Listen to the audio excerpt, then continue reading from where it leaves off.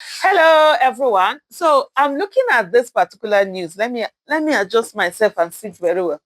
I'm looking at this particular news. I really don't even know how, from what angle to look at it from. So many things are going on in my head as I'm looking at it. But let's just walk through it.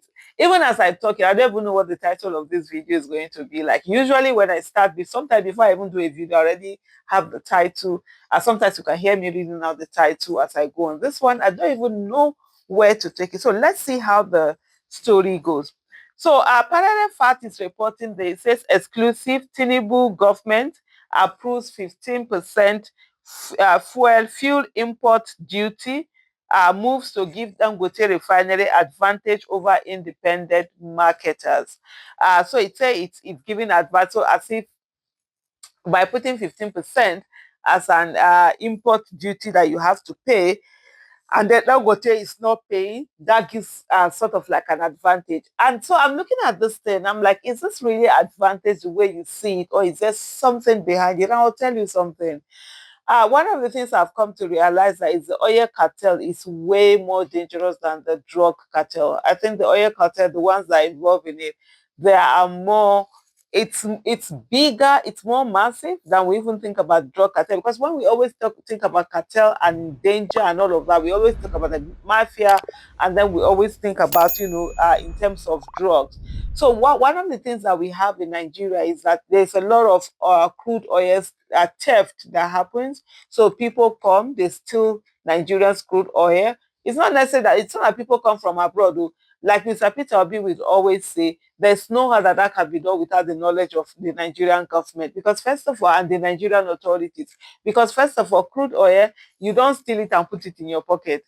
It's something that you have to bring a massive ship and spend days and be able to put it in, and then before you take it out of the territorial waters. We've also seen situations whereby even those who are hired to secure our waterways and our oil pipes and all of that, we tell you that they have caught criminals, oil thieves, and they hand them over to the Navy to prosecute, that the Navy, we set them free. We've also seen a situation whereby the former chief of naval staff was actually accused of collecting hundreds of thousands of dollars in bribes. So a whole lot of things, going on. So this crude oil can be stolen, taken abroad, they refine it and bring it back.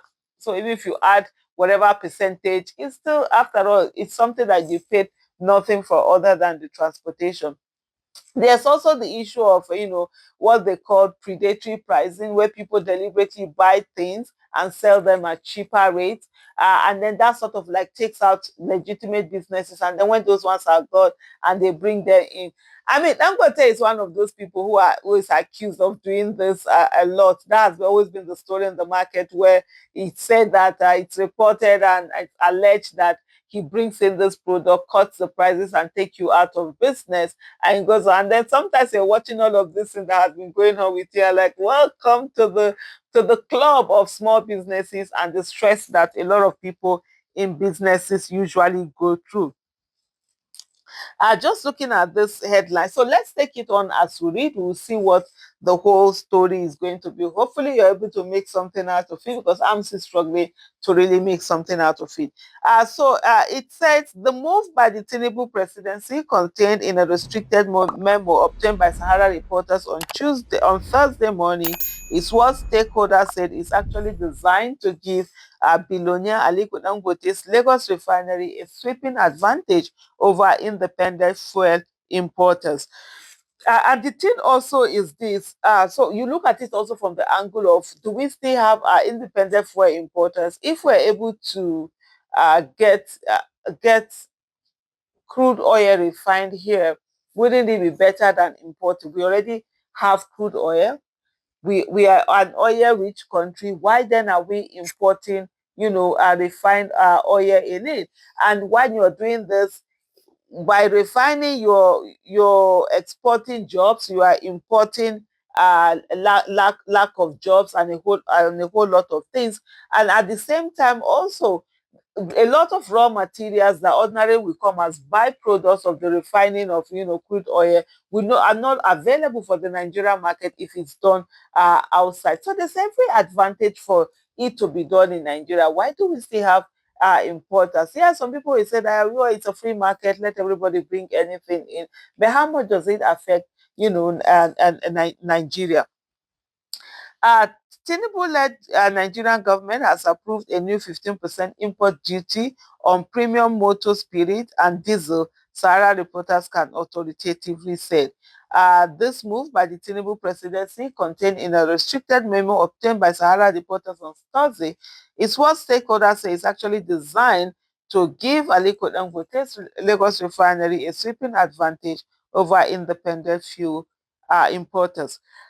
And then if you go on, okay, it has been circulated to the Federal Inland Revenue Service that the memo signed by Dami Lotun Aderemi, the private secretary to the president, conveyed Bola Tinubu's approval for a new market responsive import tariff framework on petrol and diesel imports.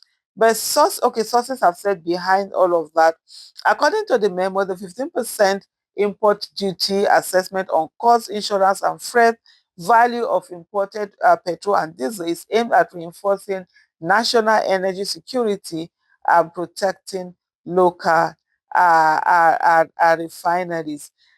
And so, one of the things also is that in this protection of our local refineries, you can have, or like I explained earlier, the predatory pricing and a whole lot of things, you know, that are going on. One of the things that we need to have stopped in Nigeria is oil theft. During the 2023 election, the campaigns before the 2023 election, there was only one candidate who focused squarely on that oil theft, and that was Mr. Peter Obi. Every other one just sidestepped it, and it's a major problem we have. We are losing millions of dollars every day. Imagine what millions of dollars daily in Nigeria can do. Even if it's to give that to a state, every day, you say, okay, this money we are losing, give it to a different set, for them to just focus on education. Look at the things that it's going to achieve for us and what we're going to get from it at the end of the day. But here we are losing so much money, nothing being done about it. And then we're talking about all of this importing and whatever. There are some people who, whatever they do, they want to ensure that fuel will keep importing finished product of petroleum into the country, and Nigeria should never be self-sufficient on it alone.